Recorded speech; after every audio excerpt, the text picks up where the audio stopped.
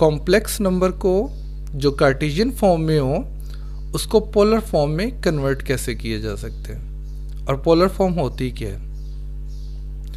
अगर आप देखें तो ये हमारे पास एक ग्राफ है जिसमें जो नंबर है, जो पॉइंट है हमारे पास x और y, उसको कॉम्प्लेक्स फॉर्म में लिखें तो वो किस तरह लिखा जा सकता है, x plus y iota. x क्या है, x एक्सिस के लॉन्ग डिस्टेंस है और y क्या है, y एक्सिस के लॉन्ग डिस्टेंस है। तो ओरिजिन से इस पॉइंट P तक का जो डिस्टेंस है वो क्या है, square root x square plus y square. इसको मैं r से रिप्रेजेंट कर रहा हूँ और हम जानते हैं ये ओरिजिन से इस पॉइंट तक का जो डिस्टेंस होता है वो क्या कहलाता है, मॉडुलो कहलाता है। इसकी हमने डेफिनेशन भी पढ़ी थी मॉडुलो की। ये हमारे पास मॉडुलो है जिसको r से रिप्रेजेंट किया है। यहाँ पर x अगर दोनों के दरमियान में जो x एक्सिस है और जो हमारे पास वेक्टर है उसके दरमियान में अगर एंगल थीटा है तो x किसके इक्वल होगा, r कॉस ऑफ थीटा के, और y किसके इक्वल होगा, r साइन ऑफ थीटा के। तो ये जो हमारे पास कॉम्प्लेक्स नंबर है x प्लस वाई आयोटा, इसको हम किस फॉर्म में लिख सकते हैं, अगर इसकी वैल्यू पुट करें तो ये क्या आ जाएगा, x की जगह r कॉस ऑफ थीटा और y की जगह r साइन ऑफ थीटा। आप देखें राइट हैंड साइड पर क्या है, r कॉमन है, तो r कॉमन लिया तो ये जो हमारे पास फॉर्म बनी ये कॉम्प्लेक्स फॉर्म है, पोलर कॉम्प्लेक्स फॉर्म। तो कार्टेशियन को अगर पोलर फॉर्म में कन्वर्ट करना हो तो इसी फार्मूले के यूज़ करते हुए हम कार्टेशियन को पोलर फॉर्म में कन्वर्ट करेंगे। यहाँ पर दो चीज़ें हैं, एक तो r की वैल्यू और दूसरा एंगल थीटा। r हम जानते हैं, जैसा कि हमने अभी पढ़ा कि r क्या होता है, मॉडुलो होता है, जिसकी वैल्यू, जिसका फार्मूला क्या होता है, square root x square plus y square. और जो एंगल है अगर आप देखें तो इस डायग्राम में हमारे पास एक राइट एंगल ट्राइंगल है, तो इस राइट एंगल ट्राइंगल को यूज़ करते हुए हम एंगल फाइंड कर सकते हैं, जैसा कि टेंजेंट थीटा किसके बराबर होता है, y ओवर x के। तो टेंजेंट उधर जाकर हमारे पास थीटा किसके इक्वल आ जाएगा, tangent inverse of y over x।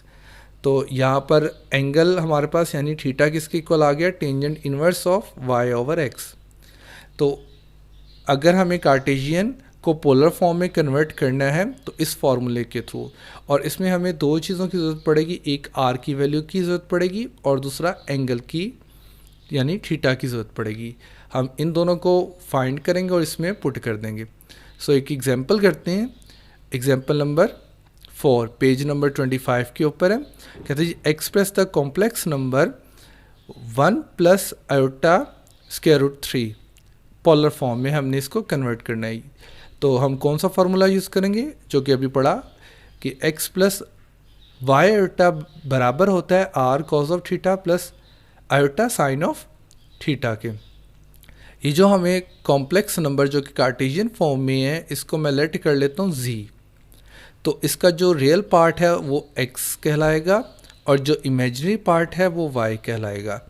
अब हम x और y की वैल्यू को यूज़ करते हुए r की वैल्यू को फाइंड कर सकते हैं। r का फार्मूला हमारे पास क्या है, square root x square plus y square.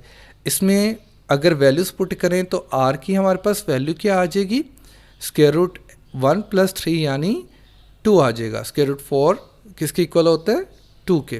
तो r की वैल्यू हमारे पास आ गई। अब हमने एंगल फाइंड करना है यानी थीटा की वैल्यू फाइंड करनी है। तो x और y की वैल्यू पुट कर दें इसमें, तो ये हमारे पास क्या आ जाएगा, थीटा बराबर है tangent inverse of square root 3। तो अगर हम देखें तो टेंजेंट 60 डिग्री किसके इक्वल होता है, स्क्वायर रूट 3 के। तो फिर यहाँ पर हमारे पास जो थीटा है वो किसके इक्वल होना चाहिए, 60 डिग्री के। तो थीटा किसके इक्वल होगा, 60 डिग्री के।